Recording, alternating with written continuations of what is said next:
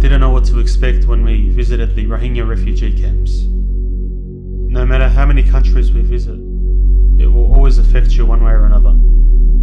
The refugees are arriving exhausted, hungry, sick, thirsty, having to walk for days to cross the border into Bangladesh. Again, we hear the same words of people dying in families. They get their houses burnt down. They have to leave the Burmese army come, burn their houses down, threaten them. If they don't leave, they'll get killed.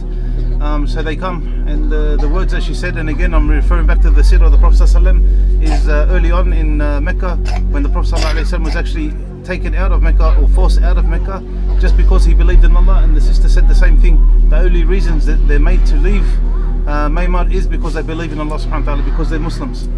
And this is total genocide. They're just trying to wipe out the Muslims inside Myanmar. Allah subhanahu wa ta'ala make it easy on them.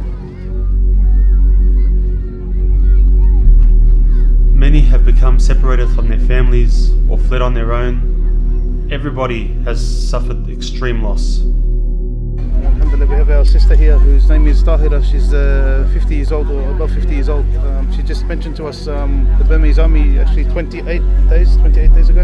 Yeah. 28 days ago she was actually in Myanmar, and then the Burmese army came and they warned them to leave, and they started to use a certain weapon that would actually burn down their houses, and they warned them that if they don't go, they'll actually shoot them dead. And she did mention that 2 of her sons were shot dead in Myanmar, and her trip here was not easy. She had to cross over 7 different mountainous areas, and also she was mentioning that she had to go through rivers that were up to her neck. And I just want to say, imagine your mother was 50 plus years and she had to go through such a trial, crossing over mountains, walking here, going through rivers up to her neck. Just imagine the pain that these people are going through. And she's just one of many families and people that have gone through such hardships, subhanAllah. Just to show you the condition of living inside. Basically they're making the houses out of bamboo, and they just put sheets, plastic, whatever they can get hold of as covering. This one room here is Tahira's house. Next door, which is a different house, is her son's house, who's living with his family. And you can actually see next door as well, which is a different household. You have some children in here, and what you see on the floor is what they own. And subhanAllah, this reminds me of the days, or the narration that mentioned when the Prophet ﷺ, when Umar came to the Prophet ﷺ, and he mentioned that you could see what the Prophet ﷺ owned, and that's and Umar radiallahu anhu, he started to cry and weep. And the Prophet ﷺ actually mentioned to Umar, "Why are you crying, Umar?" And he said, "You're the Prophet of Allah. You could have the riches of the kings and everything." And the Prophet ﷺ basically mentioned, he said that they have this world and we have the hereafter, subhanAllah. And this actually reminds me of those days. They have a few pots, they have some rice, they have a bucket, they have just a straw mat that they lie down on and sleep on. This is what they have, maybe a few potatoes, subhanAllah. Again, going to the people in the West, we think about it, and we're complaining if we don't have the latest car, we're complaining if we don't have the best of foods in the restaurants and all this, if we don't go on a vacation every single year. Brothers and sisters, wallah, we have to become a bit more humble, honestly. And remember your brothers and sisters, there are many people that are suffering around the world, and the Myanmar people are suffering. Please give as much as you can, please, for the sake of Allah subhanahu wa ta'ala.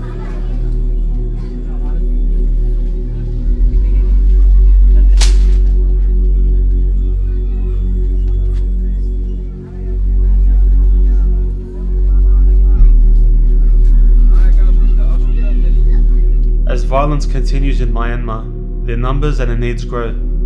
The risk of this humanitarian crisis turning into a humanitarian catastrophe is far too real.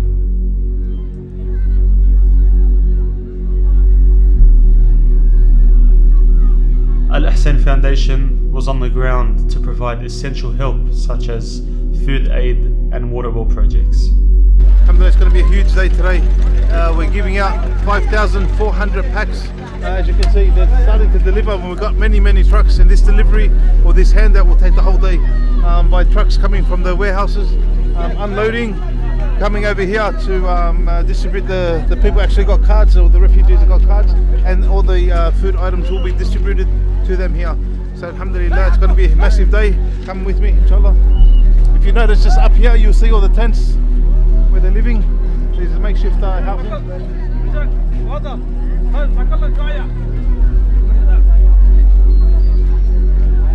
our actual army itself, they're the ones that are helping to distribute all the food items, alhamdulillah. It gets a little bit chaotic, so come around this way, inshallah. So basically they put all the food items here and they line up everyone, in lines, everyone's got a ticket.